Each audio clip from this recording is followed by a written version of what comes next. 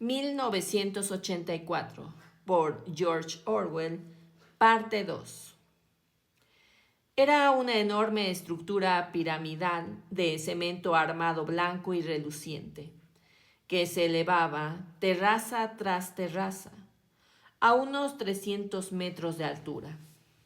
Desde donde Winston se hallaba, podían leerse adheridas sobre su blanca fachada, en letras de elegante forma, las 3 consignas del partido. La guerra es la paz. La libertad es la esclavitud. La ignorancia es la fuerza. Se decía que el Ministerio de la Verdad tenía 3.000 habitaciones sobre el nivel del suelo y las correspondientes ramificaciones en el subsuelo. En Londres solo había otros 3 edificios del mismo aspecto y tamaño. Estos aplastaban de tal manera la arquitectura de los alrededores que desde el techo de las casas de la Victoria se podían distinguir, a la vez, los 4 edificios. En ellos estaban instalados los 4 ministerios, entre los cuales se dividía todo el sistema gubernamental. El Ministerio de la Verdad, que se dedicaba a las noticias, a los espectáculos, a la educación y a las bellas artes. El Ministerio de la Paz, para los asuntos de guerra.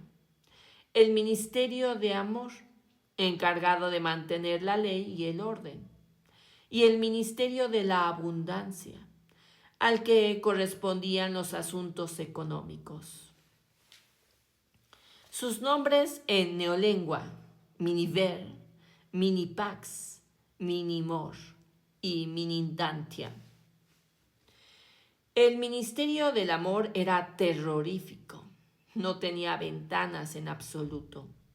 Winston nunca había estado dentro del Minimor. Ni siquiera había acercado a medio kilómetro de él. Era imposible entrar allí a no ser por un asunto oficial. Y en ese caso había que pasar por un laberinto de caminos rodeados de alambre espinoso, puertas de acero y ocultos nidos de ametralladoras. Incluso las calles que conducían a sus salidas extremas estaban muy vigiladas por guardias con caras de gorila y uniformes negros, armados con porras. Winston se volvió de pronto. Había adquirido su rostro instantáneamente la expresión de tranquilo optimismo que era prudente llevar al enfrentarse con la telepantalla. Cruzó la habitación hacia la diminuta cocina. Por haber salido del ministerio a esta hora, tuvo que renunciar a almorzar en la cantina y enseguida comprobó que no le quedaban víveres en la cocina, a no ser un mendrugo de pan muy oscuro que debía guardar para el desayuno del día siguiente. Tomó de un estante una botella de un líquido incoloro con una sencilla etiqueta que decía Ginebra de la Victoria. Aquello olía a medicina, algo así como el espíritu de arroz chino. Winston se sirvió una tacita. Se preparó los nervios para el choque y se lo tragó de un golpe como si se lo hubieran recetado. Al momento se le volvió roja la cara y los ojos empezaron a llorarle. Este líquido era como ácido nítrico. Además, al tragarlo, se tenía la misma sensación que si le diera a uno un golpe en la nuca con una porra de goma. Sin embargo, unos segundos después desaparecía la incandescencia del vientre y el mundo empezaba a resultar más alegre. Winston sacó un cigarrillo de una cajetilla sobre la cual se leía Cigarrillos de la Victoria. Y como lo tenía cogido verticalmente por distracción, se le vació en el suelo. Con el próximo pitillo Tuvo ya cuidado y el tabaco no se salió. Volvió al cuarto de estar y se sentó ante una mesita situada a la izquierda de la telepantalla. Del cajón sacó un portaplumas, un tintero y un grueso libro en blanco tamaño incuarto, con el lomo rojo y cuyas tapas de cartón imitaban el mármol. Por alguna razón, la telepantalla del cuarto de estar se encontraba en una posición insólita. En vez de hallarse colocada como era normal, en la pared del fondo, desde donde podría dominar toda la habitación, estaba en la pared más larga frente a la ventana. A un lado de ella había una alcoba que apenas tenía fondo, en la que se había instalado ahora Winston. Era un hueco que, al ser construido el edificio, habría sido calculado seguramente para la alacena o biblioteca. Sentado en aquel hueco y situándose lo más dentro posible, Winston podía mantenerse fuera del alcance de la telepantalla en cuanto a la visualidad, ya que no podía evitar que oyeran sus ruidos. En parte fue la misma distribución insólita del cuarto lo que le indujo a lo que ahora se disponía a hacer. Pero también se lo había sugerido el libro que acababa de sacar del cajón. Era un libro excepcionalmente bello. Su papel suave y cremoso, un poco amarillento por el paso del tiempo.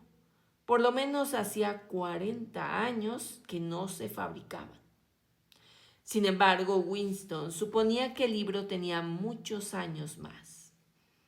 Lo había visto en el escaparate de un establecimiento de compraventa en un barrio miserable de la ciudad.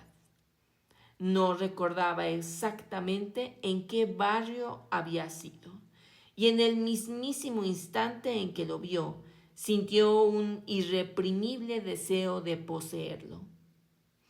Los miembros del partido no deben entrar en las tiendas corrientes.